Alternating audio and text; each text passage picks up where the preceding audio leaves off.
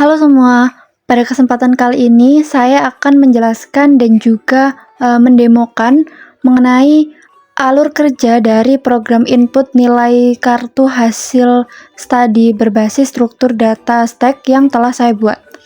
Alur kerja dari program ini sendiri, yang pertama, program akan menginput data nilai satu persatu dari mahasiswa, kemudian data tersebut akan masuk terlebih dahulu ke stack untuk disimpan sementara, bukan langsung ke database. Kemudian, pengguna bisa memilih untuk melihat data yang ada di stack, menghapus data terakhir yang salah menggunakan fitur undo, kemudian menyimpan data ke database secara permanen jika pengguna sudah yakin bahwa data nilai tersebut benar. Kemudian, setelah disimpan, data akan hilang dari stack dan masuk serta bisa dilihat di database. Nah, di sini terdapat objek input yang digunakan untuk membaca input dari pengguna seperti npm, nilai, dan juga menu. Kemudian, ada objek stack riwayat yang digunakan untuk menyimpan data nilai sementara. Kemudian, ada objek DAO dari kelas nilai DAO untuk berinteraksi dengan database atau menyimpan nilai ke database. Kemudian, ada variabel running dengan tipe data boolean yang digunakan untuk mengontrol jalannya perulangan menu agar program terus berjalan sampai pengguna memilih untuk keluar. Perulangan while ini akan terus berjalan selama running bernilai true. Nah, di dalamnya ini terdapat menu pilihan bagi user dan program akan menampilkan menu dan juga menerima pilihan dari user. Menu pertama adalah menu input nilai. Di sini pengguna dapat memasukkan npm, kode kelas, dan juga 3 jenis nilai seperti nilai UTS, nilai UAS, dan juga nilai praktikum.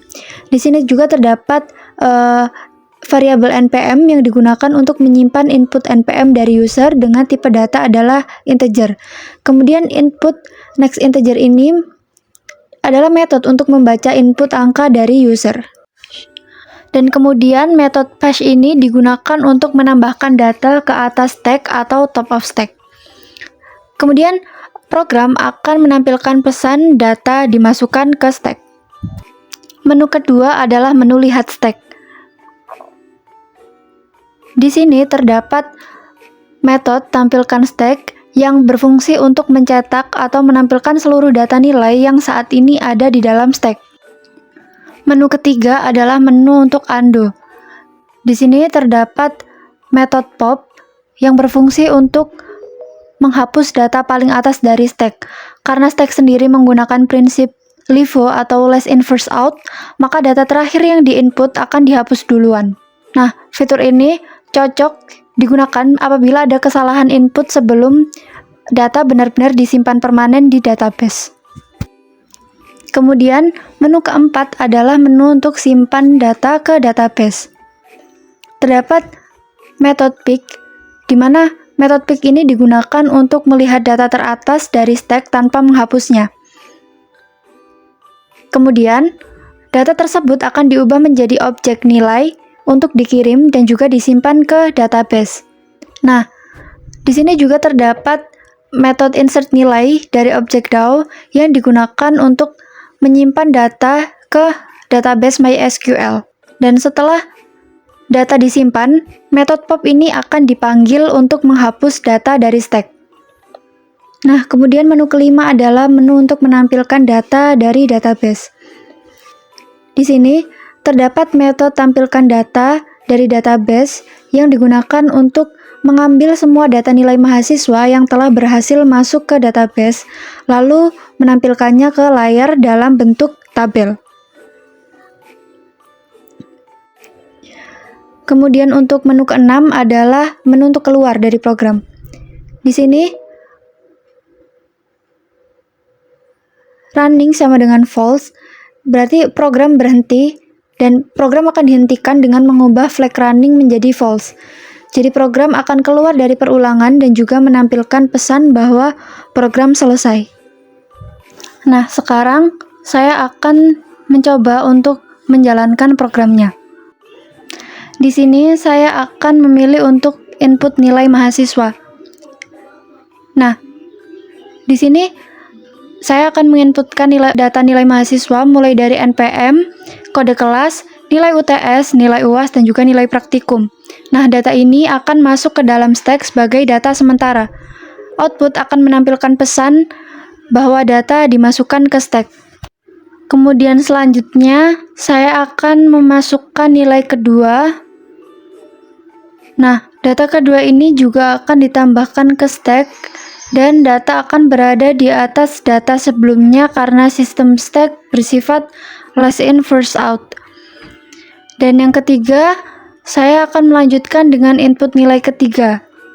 Nah, jadi saya sekarang memiliki 3 data nilai yang tersimpan di dalam stack.